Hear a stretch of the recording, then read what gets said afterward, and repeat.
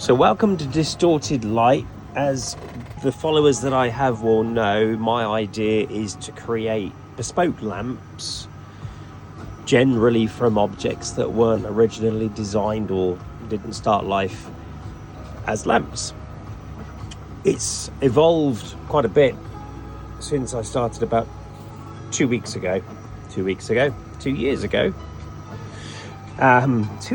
where did that come from? And what I've noticed is that the space theme's very popular. The Liberator's the latest design that I'm coming up with from the Blake 7 sci-fi series from way back at the end of 1970s, early 80s.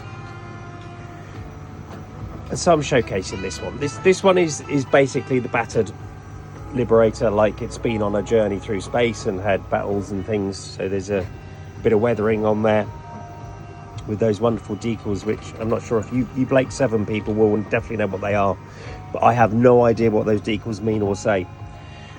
Underneath, to finish it off, we have 4 feet here, so it balances it out nicely. This is the rail, and this pod here is the shuttle from Ultra World, which was one of the, I think it was series 3 episode 10, and it's a docking shuttle. So I've kind of, just to kind of keep it within the Blake 7 theme, and just because it looks pretty cool actually, not just have an ordinary stand, which I have got for another one, which I'll show you in a bit. This one is a weathered, beaten up version, and mounts beautifully for this. And also thanks to Adam at the Third Dimension UK, he came up with this fabulous idea. He actually came up with the idea of the dock for the base and the rail, which also enables the cable to run through. Anyway, I'm waffling. Big thanks to Adam. You can get his details in the link below. If you want any STL files creating or tweaking, upgrading, he's definitely the man to do it. He works brilliantly with me. Nothing is too small. No request is kind of too odd for him. He's just really good to work with, and I totally appreciate how he works with me. So thanks, Adam. Keep a lookout, because I'll be shouting you out a bit more as we go on. So the idea of this is there are lots of Liberator 3D prints out there, and they're all fabulous, to be honest. So some of them have got great detail and it's fabulous. For me, being a lamp maker, I wanted this just to be more of a, wow, this is a real kind of doff to the fabulous machine. I agree with a lot of people who say that this is the most elegant spaceship ever created. But with a difference, I wanted this to be more a lamp. So my idea with this is that not only can you have this turned on with the lovely green glow coming through the back there, but also if you want it to light up an area of the room, then we've made these orbs to open. Again, thanks to Adam for that, because it was his design on this that has worked brilliantly for me. And we've got a little G9 bulb in there, so you can have the whole thing open. You still get the aesthetic of the Liberator, but also you get the light from a lamp. I think probably the lesson that I learned with my Martian fighting machine that was so popular with the Jeff Wayne's War of the World tour this year was that I had a couple of comments, and only a couple, who said, oh, you know, this doesn't light up the room. Well, it wasn't supposed to. It was kind of more an iconic feature that, you know, became a mood lamp. But this one is now more versatile. It can be a mood lamp, and or it can become a proper room lighting lamp. So that's the concept of it. I've got others which I will pop into this video and blend the video in a bit. The on-off switch is this piece here, which I absolutely love. I'm really pleased that I managed to come up with the idea of that. It's not coming on because I haven't got it plugged in, but kind of keeps it all just within the whole ship and the concept of the ship. So that's your on-off switch, and it's just a beautiful design. So I'll show you some of the other ones in a moment so that you can get an idea of what we've done to develop this. And so back to the other models. This is the pristine version, just launched. I need to put the decals on. I haven't put those on yet, so I'll do that in a moment. So this is as if it's just been launched, and it's beautifully clean and there's never been anywhere. However, it is still on the base for the shuttle for Ultra World, and I've done this one less rusted up, so it's just kind of a little bit more pockmarked.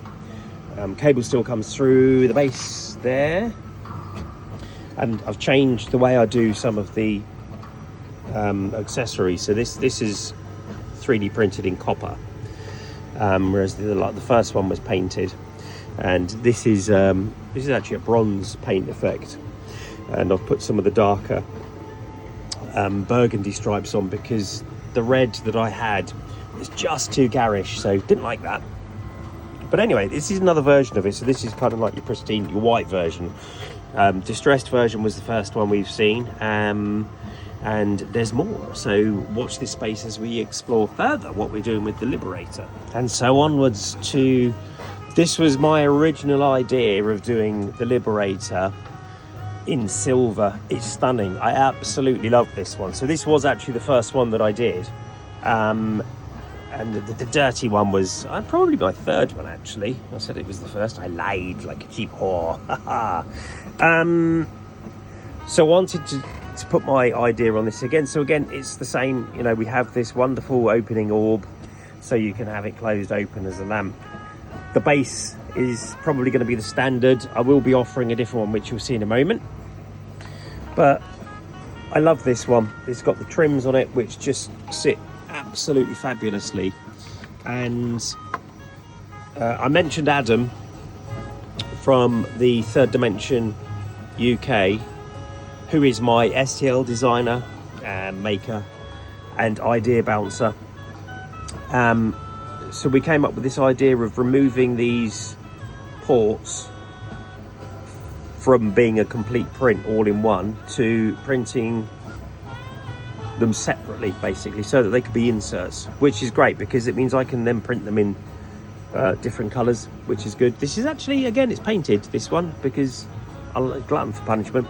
So this is in the bronze. It looks absolutely striking. I do now have a bronze print PLA filament, which I'm going to try. I haven't tried this one yet, but this one looks stunning. I absolutely love this one.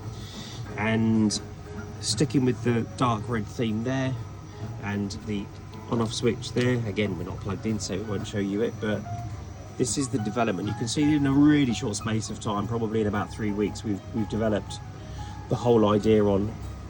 And coming up is the latest one, which hasn't officially been released yet, but you'll get a bit of an insight into it with this here wee video. And so here it is. This is the up-to-date development of where I've taken the Liberator. I'm toying with names for this at the moment. I have a few in mind, so yeah, it should be good. And the beauty with this one is when we turn it on, look at that. So we have this middle section lit as well. And then when we open this, I plugged it in because I had to show this one off. And there we go. So that's the idea with this. Can't get under that. She's got little magnets on that, as you probably noticed before.